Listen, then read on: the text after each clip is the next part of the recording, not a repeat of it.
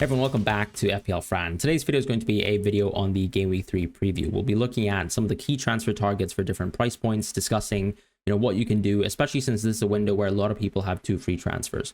On top of that, I think this is a great opportunity to jump into captaincy because it's actually quite a wide open discussion this week with great options like Palmer, Saka and Haaland definitely on the list, alongside your classic favorites like Salah. Now, starting off with the sort of defensive position, I think it's worth actually first of all looking at the clean sheet odds this week. We have the clean sheet odds as presented here by Rob TFPL. You can find him on Twitter and follow him for an amazing amount of data that can be shared with betting projections really every week that can kind of help guide some of your decisions. What I think is interesting this week is this is a great week for Arsenal clean sheet. This is a slightly poor week for Liverpool clean sheets. But generally speaking, I think the trend so far is that Liverpool have actually looked really strong in defense. So I think what's nice about this season is that the premium defense once again still look extremely strong. I think there's a lot of separation between the premiums and the rest. But one team I'll mention that I think is very, very competitive for at least this run of games. Arsenal, though, do have slightly tougher fixtures in game weeks 4 and 5. So I would not necessarily recommend this week as a week to jump into Arsenal defense. If you're wildcarding, of course, you can definitely do that because you can kind of sort of rotate around and create a little bit of a structure that can sort of accommodate for game weeks 4 and 5. However, Liverpool actually just generally have looked really good in terms of underlying data so far on defense. So if you want to say that there's any impacts that we've already started to see, very, very small trends at least from Slot and his era in Liverpool, is that the defense does look strong. Now, they haven't really had a serious test so far. They've had a home game versus Brentford and obviously an Ipswich away match. So things can change very quickly, and I would give the same argument to Arsenal as well, who've probably been underperforming a little bit in terms of their sort of underlying data on defense.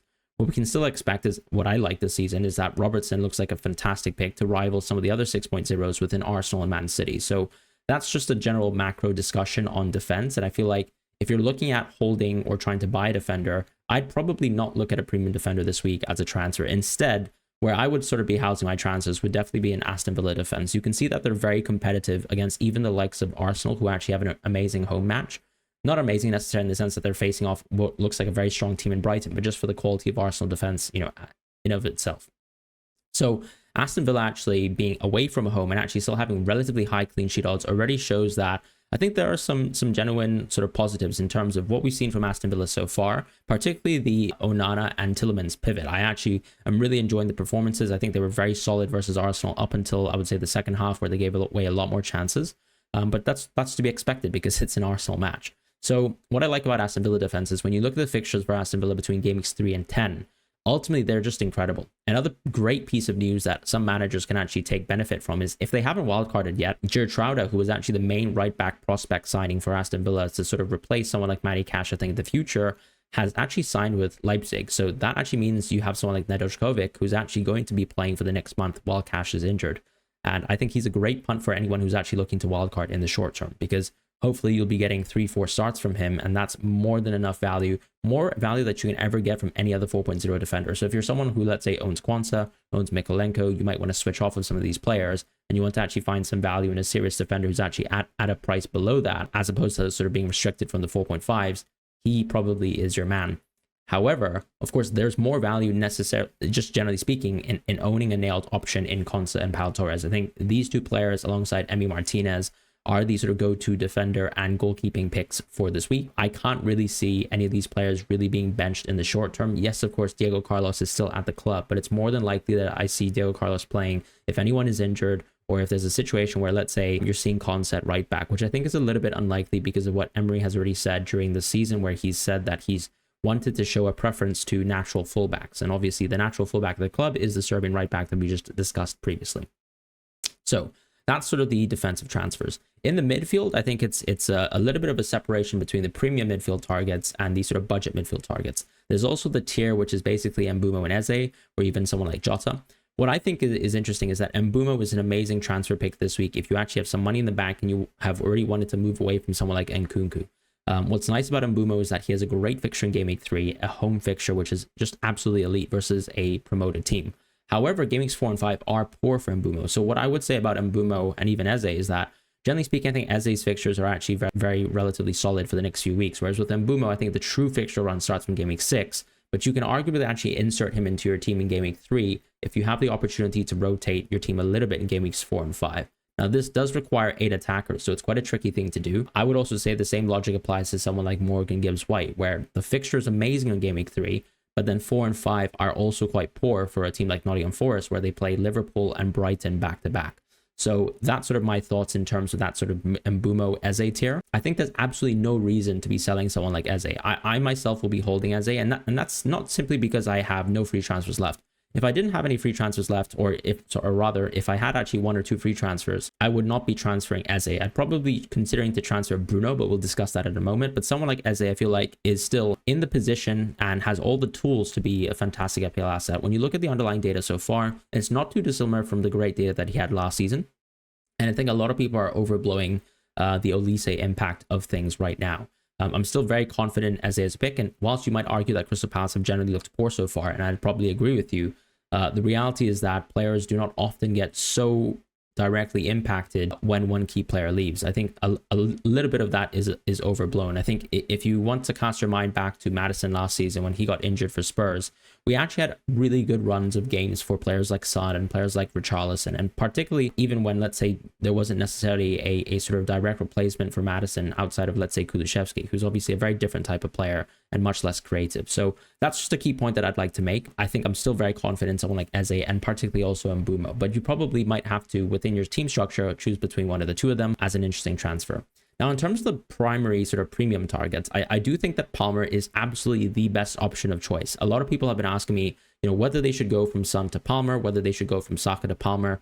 The interesting answer to that is I think Saka is such an amazing Game Week 6 captaincy. If you're willing to go from Saka to Palmer, the question is probably, are you planning to wildcard in the near future, or are you actually planning to sort of yo-yo between these sorts of players? If you're planning to yo-yo between these sorts of players, I think what you need to sort of consider is that Saka ultimately has an amazing fixture this week. So a transfer like Saka or even Salah to Palmer doesn't really make too much sense to me on this week. However, Son to Palmer makes a lot more sense, because over the next 3 game weeks, I would say that Palmer probably has a better game than Son, except for Game Week 5, where I think it's very, very even.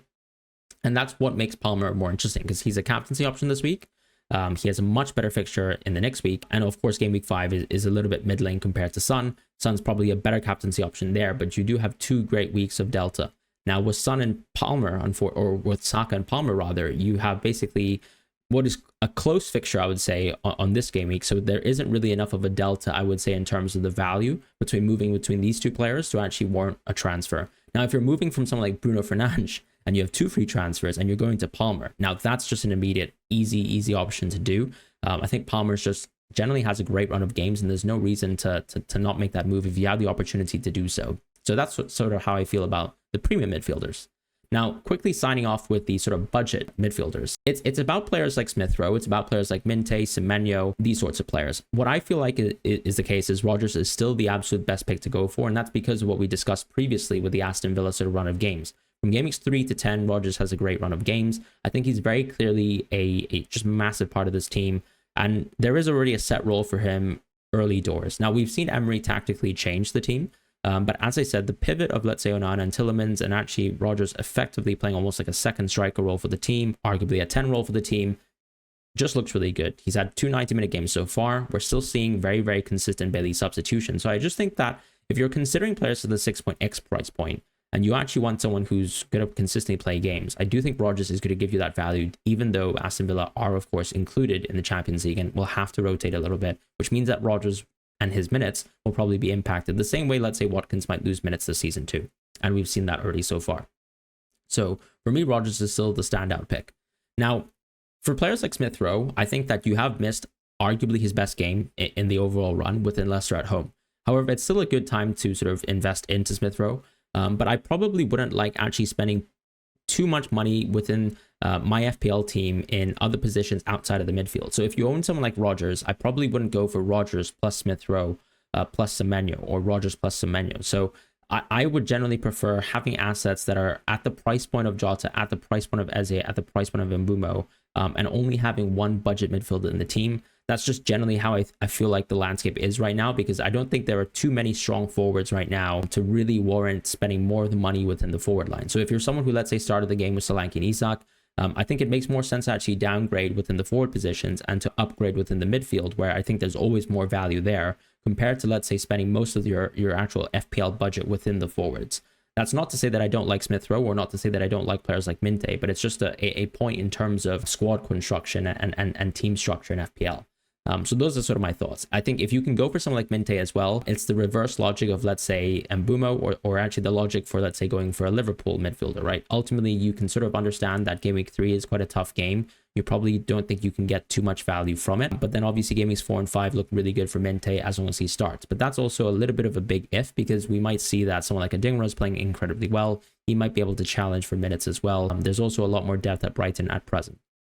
Another thing to mention too is with the international break in game week 4, what we've seen so far is that there's an international ban on Darwin. So for someone like Jota, for example, you might see that maybe him or Luis Diaz's minutes will actually potentially lose out a little bit compared to someone like Darwin on game week 4. So that's a little bit of an interesting tidbit, but I don't think that's going to have a huge impact on Jota specifically, because he'll just be playing fixtures within Europe, and there's no sort of traditional South American sort of time lag with international breaks and coming back ahead of schedule. So those are sort of my thoughts in terms of the midfield. In terms of other transfers to sort of think about in the short term, I feel like the key point that I'd like to raise within the midfield is I'm seeing also a lot of action around players like Gordon. I feel like Gordon and Isak in specific actually just have a great run of games for the next 2 matches, right? Ultimately, you're talking about Tottenham at home and Wolves away. We're already not really impressed with Wolves so far this season on defense.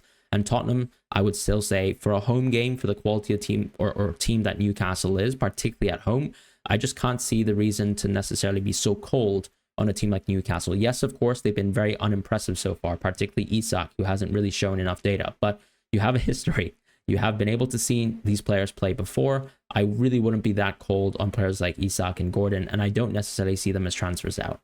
Moving on quickly towards the forward, since we've already touched on someone like Isak, I think the landscape of the forwards is really interesting in terms of that sort of higher tier, because what we're seeing right now is players like Watkins might be a little bit neglected, because of course he's only played 60-65 minutes a match, but I think that's going to definitely tick up because he didn't have a preseason. Effectively, he sort of played out his preseason in the last 2 matches, and one of those matches were against Arsenal. So I don't think Aston Villa looked any better as well after they subbed Watkins off. So the way I see Watkins' minutes is he's probably going to be teetering around those sort of low 80s for now.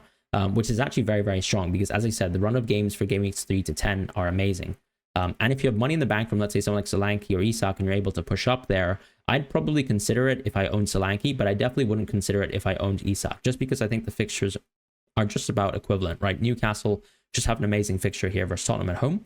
And then actually when it comes to Watkins, he's got a Leicester away fixture, which is obviously very nice, but there's not enough of a delta once again for me to actually make that move. Going back to the point though, in terms of Watkins, I don't think he's an essential player. That's the point I'd like to make. So if you're actually someone who's planning to downgrade some of the budget within the forward positions, I think that's totally fine. If you even want to consider someone like, let's say, Havertz on the wild card, I think it's very, very justifiable, just because in the future, yes, game weeks 4 and 5 are very tough for Arsenal, but actually locking in place someone like Havertz in your team just means that you're just reducing the opportunity for you to actually book a transfer ahead of time, which means that you're planning a little bit in the long term and hoping that hopefully on game weeks 4 and 5, Havertz can either overperform, or some of the other assets that you sort of took the opportunity cost of sort of passing on so that you can save that free transfer instead, won't go too hot. And so that's sort of my thoughts in terms of that sort of premium price point. I also think that when it comes to Haaland, when we're talking about him, and we'll touch on this in captaincy too, but game weeks 4 and 5 are interesting, right? A lot of people might be considering dropping Haaland on game week 5 specifically, because game week 5 is one where I would say he's definitely not a captaincy option for me, at least. You might think that Haaland is a perma captaincy option. I personally don't. I like to sort of back fixtures. I like to back market data. He's definitely not going to be the best captaincy option game week 5 for me, and he definitely won't be captained by me. So that's a great week where a lot of people should just generally be planning about what to do with Haaland. Maybe you actually choose to keep Haaland through it. I'm personally planning to take Haaland out of my team around game week 5 and then actually to wildcard, maybe with him back in, or actually just, going without Haaland for a short while before, let's say, game week 9, again, where he has another amazing home fixture. So those are sort of my thoughts on Haaland. I do feel like right now we have a bit of a structural change where a lot of people are considering actually putting a lot of the money in the midfield and then going for almost 3 premiums in the midfield, where you have Saka, Salah, and Palmer. And that's sort of where you have to make a decision over the next few weeks, what to do with Haaland and what you plan to do with Haaland. If you have no plans to do anything with Haaland, that's totally fine. That's an irrelevant segment, I suppose. And we can just touch on the budget forwards. The budget forwards, I think, that are most interesting right now would probably be someone like Evan Nilsson, because he's a new option. We know that Enes Unal is another forward within this Bournemouth team, but he's going to be someone who I think is an interesting transfer in the weeks to come. Now, they do have a poor fixture in game week 5, so if you actually have someone like João Pedro or Armstrong, there's actually really good rotation between players like Evan Nilsson. I think Strand Larsen is also another new option definitely to think about, but if you're looking at transfers out, I would not use this week as a week to transfer out budget forwards. The best budget forward in the game, in my opinion, is either Welbeck or João Pedro, just based on the immediate fixtures. And right now, I think there's absolutely no reason to move into these assets, even though they're about to get a price rise, unless you're, as I said, you're about to get price locked and you feel like you need to jump and make that move to João Pedro.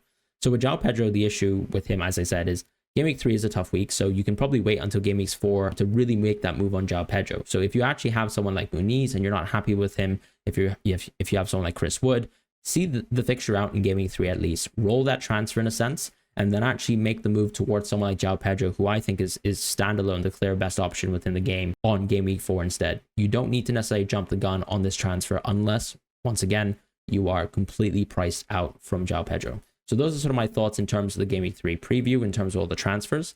Quickly moving on to captaincy and finalizing here. We have a fantastic graphic here from Rob T, a user on FPL Twitter. Please give him a follow for amazing data shared from sort of betting projections. But the key graphic here is about projected goals and also specifically the sort of goal shares for players. What I find so interesting this week is it's a very clear Haaland week, but whenever you actually apply your FPL lens to things like this, you always have to be thinking about how Haaland goals are worth 4 points, midfielder goals are worth 5 points, midfielders can also get clean sheets, and so on and so forth.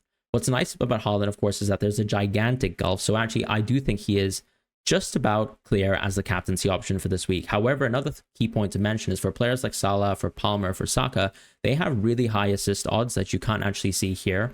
And that actually makes them very competitive versus a player like Haaland, particularly if you think that, let's say, the clean sheet is also going to be an additional point that actually can kind of add to the value of a pick this week. I would actually say that my tier list for the captaincies for this week, for that exact reason, when I sort of think about the assists and sort of adding that in, is I'd probably go Haaland, then Palmer, then Saka. The way I sort of envision picking between Palmer and Saka is simply that Palmer has the better fixture, in my opinion, with Crystal Palace at home versus Saka. Now, obviously, there's a bit of a team gap here because Chelsea are definitely a little bit inferior to a team like Arsenal. But just generally speaking, I think I'd be a little bit more confident with the sort of Palmer pick here. And you can also see that he's just generally having higher projected goals than someone like Saka on this week, which probably just reflects the sentiment that I've already made. And I don't think they're too different in terms of the assistive odds because Palmer's on set pieces, so is Saka, and there's a lot of value to going for both of these picks.